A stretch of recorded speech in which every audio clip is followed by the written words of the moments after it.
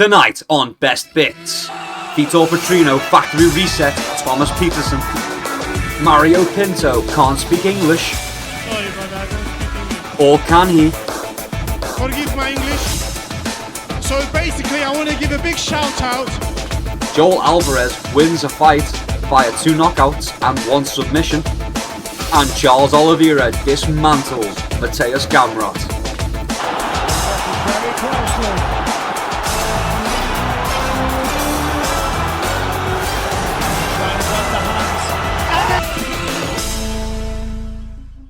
Welcome back to Best Bits. Today we're taking a look at UFC Fight Night Rio de Janeiro. Charles Oliveira versus Mateus Gamrot. Charles Oliveira still getting it done, but we'll get into that. The first fight of the night was Luan Lacerda versus Simon Oliveira. Luan Lacerda with a beautiful armbar finish in the second round, just past the midway point in the second round. I had Simon Oliveira. Why did I have Simon Oliveira? What a foolish pick from me. How amateurish of me. But yeah, Luan Lacerda getting it done. Beautiful technical finish, just a masterclass on the ground. It was very good. It was very good. Next fight was Julia Polastri versus Carolina Kowalkiewicz. That's how you say it, surely. We had Polastri. We said Polastri. We said it was probably going to go to a decision, but we did say there was a potential for a finish from Julia Polastri. So I'm glad we had that caveat in there. However, we did pick decision. So pretty good. I think a performance of the night, maybe a bonus for Polastri. Looking tired, but I think that was part of the game. I don't know. She seemed to gas a little bit in round 2, but I think maybe that was just kind of showboating. That wasn't paying off as well as she thought it would. It made her look more tired. But, you know, the head games were there, maybe. Maybe it was the head games like, you can't hurt me. That's why I've got my hands on my hips and I'm eating these shots. I don't know. But, you know, got her a fight bonus. So that's all that really matters, isn't it? Yeah, so beautiful finish. Beautiful head kick into ground and pound, I think it was. I digress. On to the next one. Beautiful work from Julia Polastri. Next up, Lucas Rochka versus Stuart Nicol. Pretty dull fight, to be honest. It was alright at times. There was some trading back and forth at times, but a lot of it was just kind of like flopping around and stalling. A lot of running as well. A lot of running from Stuart Nicol took place there. It's just fucking I'm out of here, which is kind of amusing. But yeah, kind of slowed down the pace of the fight. And it was up to the women who up next to redeem the pace, which is a scenario we don't see very often, but they managed to pull it off. So yeah, Lucas Rochka wins by unanimous decision. I said it would go to a decision. I thought Stuart Nicol would have it by decision, to be honest with you, but honestly, he had no answers. He had no answers for Lucas Rochka, none whatsoever. Just beaten in every position pretty much. On to the next one, Bia Mesquita versus Irina Alaskiva. We had Mesquita by submission. I thought it was going to be a round 1 submission. Didn't say that in the video, but I was expecting a round 1 submission, and we were close. We were close to it, but it just didn't come to fruition. And then, you know, round 2 comes around. She finishes what she started in the first, gets the submission victory. Pretty good. We seen that one coming. That was kind of a lot on the card, and it did kind of pick up the pace again. It kind of redeemed the Stuart Nicol Lucas Rochka fight. So yeah, it was a good bit of revival. Again, a bonus again for Bia Mesquita. Definitely deserved. Just a domination, to be honest with you. Just start to finish, absolute masterclass. Next up was Vitor Petrino versus Thomas Peterson. What a fight! What a back and forth fight. So Vitor Petrino comes out in the first round, puts it on Thomas Peterson, who weathers the storm. And it seems to be his game plan is to weather the storm and employ some sort of rope-a-dope type strategy. And he gets wailed on, man. He takes far too much damage for this to be an effective rope-a-dope. And then comes out in the second round and starts doing a fair bit of work. Just a little bit, just enough to keep himself in the fight. And it becomes more of a back and forth in the second round. And the second round ends with Thomas Peterson kind of, I don't want to say stealing the round, but finishing the round the dominant fighter. Probably didn't win the second round, but definitely had his moment towards the end of that round. And it was like, oh, okay, maybe this rope-a-dope is going to finally pay off. No, because almost immediately in the third round. Peterson gets some terrible corner advice, which is just walk straight at him and swing, which is like, no, man, no. Terrible corner advice from the corner of Thomas Peterson, in my opinion. But yeah, so Thomas Peterson does exactly what his corner says, and he goes to meet him in the middle, and he gets uppercut. He gets uppercutted. Pardon me. Eats a nasty uppercut, and he's just kind of frozen in midair. And as he's kind of frozen and stiffened out, he eats another shot, and he just crumples and face plants. It was a sight to see. He went down like a fucking tree, man. He went down like a tree. Someone shouted timber in the crowd before he fell. It was fucking crazy. But yeah, just completely face planted. Definitely worth the bonus as well. Definitely worth the knockout bonus for Vitor Petrino. So yeah, banging fight as well. Decent little. Thomas Peterson didn't go down easy. He took a beating and he managed to stay in the fight. And then he had moments where he looked like he could be turning this around. But Petrino just said no, not today, not today. I mean, he did rock him in the first round. Also dropped him in the first round. Peterson survived. Does better in the second and then gets dropped at the start of the third and it's over. So yeah. Good fight, actually an entertaining fight. Peterson did his best to make it into a kind of to slow it out and try and make it up against the fence and kind of grapple it out and hug it out. But Vitor Petrino was good at getting them escapes and landing them hands as well. Decent grappling as well, decent grappling escapes and decent grappling from Vitor Petrino over Thomas Peterson. Next up, we've got Rafael Filho versus Clayton Carpenter. Another. Just slick, man, just slick. So Filho just plays the grappling game. Clayton Carpenter and Filho, guess we're having like an ego battle over who's the better submission grappler. And Rafael Filho has been doing this a lot longer, and Clayton Carpenter probably went in there feeling confident. The confidence of Clayton Carpenter was definitely misplaced, thinking he'd get in there. Managed to get something. Filho was just one step ahead in all the grappling exchanges. Locked up the Kimura, and like the setup for the Kimura took a while, and Clayton Carpenter just didn't seem concerned at all with the fact that he was allowing his arm to be taken, and he just ignored it. Like commentary, I said it, commentary said it, and it was like everyone was watching it happen. Like, this is a Kimura, come on, Clayton Carpenter, do something about the Kimura, but he was too busy trying to, I guess, land ground and pound. Who could say? But yeah, so absolutely gives it up. Gets his arm snatched in the Kimura. There was a minute where I thought maybe he popped that shoulder out, but no, we get the tap. I love a Kimura. Kimura is my favourite submission. It's my go-to submission as well. So we love a Kimura. So yeah, Rafael Filho with the Kimura submission, my favourite submission. So it was pretty good. It was pretty good. Pretty entertaining as well. Definitely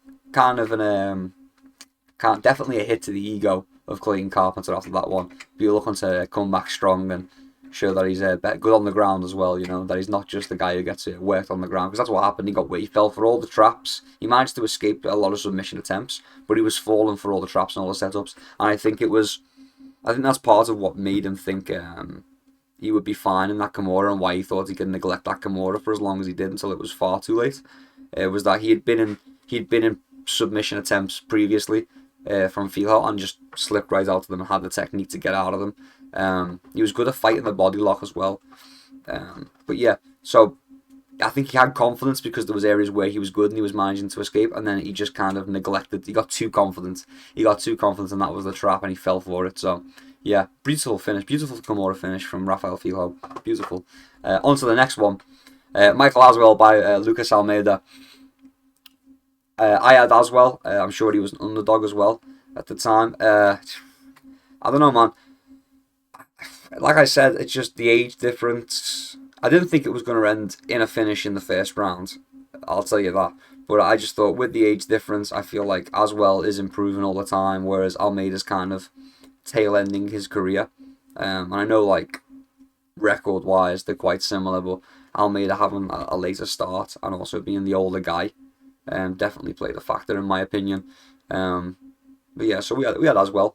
We weren't expecting the knockout, but we'll take it. We'll take that one and we'll run to the bank with it. On to the next one. Can Offley with an upset, man. What an upset. Can Offley with the upset over Ricardo Ramos. I had Ricardo Ramos. I thought Ricardo Ramos was kind of a set here. But hey, what can you do? What can you do?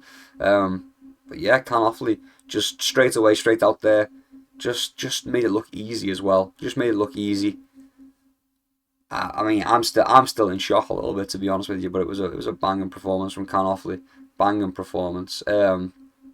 I don't even know what else to say about it. You know, when I was making my my prediction video, I was like, you know, it's the record of them's a bit sketchy. I should have. That was a silly take from me. Why didn't I stop myself from saying that? Con Offley having a kind of an up and down record is signs of being a crafty veteran. You know, of having the knowledge. So so that's what I should have considered. I should have considered being in those situations. Helps you avoid those situations in future. So yeah, I mean, yeah. What else can I say? Beautiful rear naked choke finish. Yeah. On to the next one, I suppose. On to the next one. What an upset! What an upset! Another upset. Mario Pinto knocks out Jonathan Deniz. Jonathan Deniz, I do believe, was the favourite for a split second there, maybe. Yeah, I think he was the favourite. But Pinto comes out and just puts it on him, man. Puts it on him in the first round. Puts it on him in the second round. Kind of had Deniz hesitating and not knowing what to do. The post-fight speech, the post-fight microphone time from Pinto was pretty funny too. Pretended he didn't speak English. It was pretty comical, actually. Pretended he didn't speak English for Michael Bisping. And he fooled me as well, to be fair, because I was thinking, I've definitely heard this guy speak English before. I've definitely heard this guy speak. He's from London. So yeah, so kind of a confusing one. I was like, why doesn't he? I was very confused. I thought I confused him with someone else for a second. But you know, he had, what a troll. Had everyone going for a second there, I thought. It's funny. But yeah, beautiful performance from Mario Pinto. Played the game. Went shot for shot with Jonathan Deniz, grappled with Jonathan Deniz as well, and managed to get it done. In fact, initiated the grappling on Jonathan Deniz, I do believe, which was probably a surprise for Jonathan. Just a surprise all round in this fight, to be honest. Just a surprise all round in this fight. But yeah, a really good performance, really good TKO performance. On to the next one. Joel Alvarez versus Vicente Luque. Now, where do we start with this one? Bit of an interesting fight. So in the first round, Joel Alvarez lands a beautiful, I think it was a right hook, a right straight on Vicente Luque. Gets him right in the eye. Vicente Luque goes down and clutches his eyeball and then protests to the referee. The referee stops the fight for an eye poke, then sees that it was a legal strike, and then restarts the fight, and they continue. And then there was a big hissy fit from Michael Bisping on the commentary, being like, "Oh, you know, the fight should be over. Joel Alvarez has been robbed of a knockout finish, of a TKO finish there." And I'm kind of inclined to agree that if Vicente Luque goes down and holds his eye and is like, no, I've been poked in the eye, and it's a legal strike, he should be out. Like, that strike made him quit. Even though he thought it was an eye poke, like, that strike was enough to make him quit right there. So I could see the justification, but Mike Bisping just couldn't let it go, man. He was harping on this point for a while. I was like, all right, man, the fight's already continuing. It's bygone now. It's gone. The moment for that decision to be made is past. But yeah, Joel Alvarez does well. Continues to put a beating on Vicente Luque all the way through the second round. Just absolutely dominates the second round. Clear 10-8 round. In the second round, just absolutely puts a beating on him, every position on the ground, and then we finish up in this. It was kind of annoying, man, because there was a couple of points during that ground and pound where Vicente Luque was not intelligently defending. He was just kind of flailing around and cycling through positions while just eating shots and not defending his head. And the referee was just kind of stood there like, I wonder what I'm going to have for dinner. You know, like there's a murder happening. Vicente Luque is getting his face elbowed in front of you, and the ref's like, did I remember to put the alarm on? Oh yeah, there's a fight going on. Like, that's what the referee was just staring into fucking space, man. So 2 bad calls from the referee in that fight.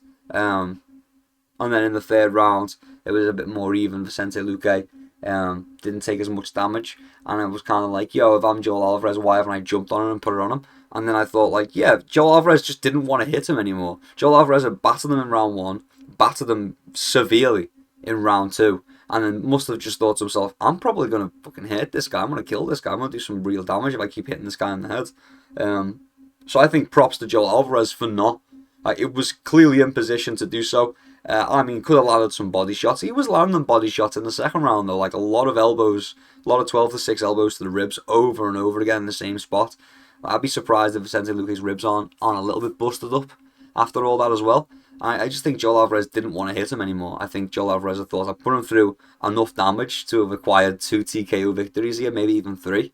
I don't want to beat on this guy anymore. This is a sport. I know this isn't life or death. So, yeah. A really good performance from Joel Alvarez. I can see the argument of him being robbed of 2 TKO finishes there. Vicente Luque, man. What can I say? Maybe it's time to hang it up. He just wilts. He wilts with the damage. And so if you can land like one solid shot on Vicente Luque, he will begin to wilt. And that will... If you start Vicente Luque wilting, he will wilt all the way through the fight, right until the end. And literally, he just lay on bottom position in the third round. The end of the third round was just him on bottom position in like a not finished submission, an almost complete inverted triangle with Joel Alvarez on top of him on his back. Just kind of with the opportunity to just be raining down elbows to his ribs and shots to his ribs, and he was kind of trying to reach around and hit him in the head just to kind of spare it on, but in no position where he could land severely damaging strikes. I think that was kind of the point. It was just Joel Alvarez couldn't get the TKO, so we thought, right, I'm going to have to choke Vicente Luque out to get this finish. And Vicente Luque, to be fair to him, didn't present that opportunity. But yeah, man, bit of a strange one. Felt like somebody... I made the joke on Twitter. It felt like someone had paid the referee to have Vicente Luque killed rather than have the fight rigged so that Vicente would win. It was more like, oh no, someone paid to have him killed. That's what it seemed like. Next up, co-main event, Davidson Figueiredo versus Montel Jackson. Man, Davidson Figueiredo still got it as well. Still got it. Split decision victory for Davidson Figueiredo. I thought it should have been unanimous. I thought Figueiredo won, like decisively won that. I don't think Montel Jackson should have got that from any of the judges. Yeah, really good fight. Figueiredo, not as fast as Montel Jackson. Definitely more technical, but not as fast. And you could see him relying on his timing to do so. And then once he managed to tire out Montel Jackson a little bit, he overtook the speed advantage. It was a very technical fight on behalf of Davidson Figueiredo, mixing in the grappling as well quite a bit, just to kind of break down and slow down Montel Jackson and get them more on an even playing field before he could start letting the hands go. And it paid off for him. Yeah, I think it should have been a unanimous decision. I don't see any of the judges. I wouldn't have given it to Montel Jackson. I think Davidson Figueiredo fairly handily won that. But, you know, he gets the decision, and that's what matters. So, congrats to Davidson Figueiredo on still doing it. I don't even know how old he is. Like, in his late 30s, right? And, you know, he's still doing it. He's still going for it. And finally, the main event, the big one. Charles Do Bronx Oliveira. Do Bronx! So I was thinking, damn, Mateus Gamrot coming over here on like what, 2 weeks' notice, flying over on 2 weeks' notice to scrap with Charles Oliveira. I thought, man, Mateus is going to be in shape. He's going to be perfect. This is his time to shine. Man, was I wrong? Charles Oliveira 3 months ago, he was knocked out unconscious, and here he is putting on an absolutely stunning performance. And you could see as well, Gamrot was trying to set up and land the same combination as Ilya. The same combination that Ilya put Charles out with. Mateus Gamrot landed that like 3 times in the fight. In between being taken down. He initiated the takedown. Mateus Gamrot initiated the takedown and ended up on bottom position as well. Like, just absolutely outclassed on the ground. I thought maybe the grappling, maybe the wrestling of Mateus Gamrot would give him some sort of ability to avoid the jiu-jitsu of Oliveira. Not a chance. Oliveira's still got it, man. Still in the title picture as well. Incredible performance from Charlie Olives. Absolutely incredible. Absolutely incredible. I mean, I don't even know what else to say. It was a great fight. Great fight. Mateus Gamrot, man, what a dude. Coming in 2 weeks' notice.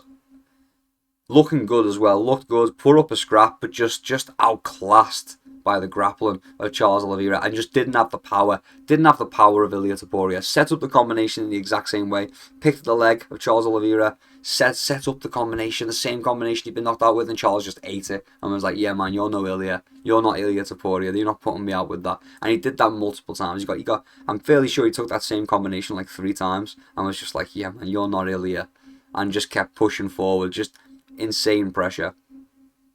Yeah, really good fight. Really good submission as well. Really, just like got on there straight away, sinks it in. Mateus Gamrot couldn't defend it. Like you'd seen him trying to, couldn't defend it. As soon as the arm was near the chin, it was essentially done. Like he was just going to squeeze until it slipped under. He just gave up too much ground. So yeah, Gamrot just couldn't defend. Just couldn't keep up with the grappling. And yeah, Charlie Olives gets it done again. Incredible. Absolutely incredible. But I think that does conclude Best Bits. So, if you enjoyed, thank you very much for watching. Maybe leave us a like, subscribe. Only you can fix this green screen. Subscribe to fix the green screen. I'm starting the initiative, Fix the Green Screen initiative. Only if you subscribe will this green screen get fixed. So like the video, comment down below. You know, maybe you won some money based on my predictions. I doubt it. Maybe if you went against me, you won some money. But yeah, until next time. Peace and love. I'll see you around.